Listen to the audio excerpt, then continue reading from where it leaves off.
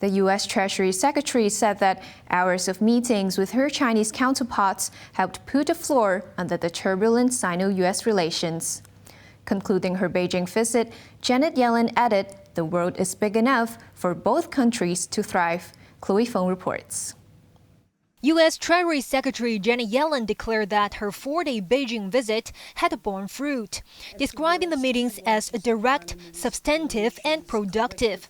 Yellen said the talks had brought Sino-US ties closer to a surer footing. Apart from Premier Li Qiang, the American monetary chief also met her counterpart He Lifeng and the incoming Chinese central bank governor Pan Gongshan.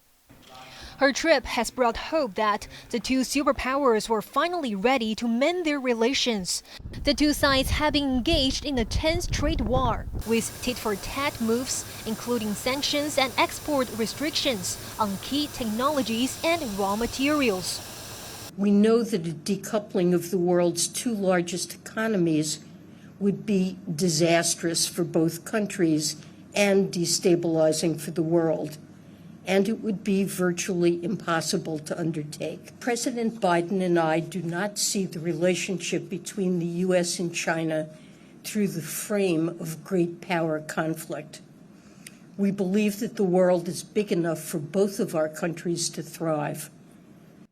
At a meeting, the two sides have significant disagreements.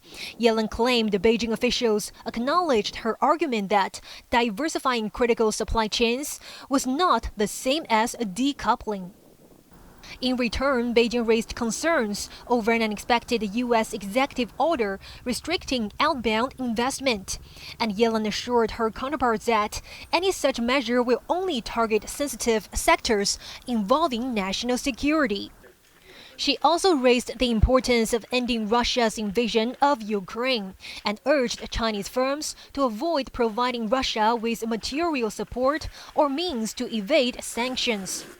Yellen is the second official from Biden's cabinet to visit China in 3 weeks, following Secretary of State Antony Blinken's tour.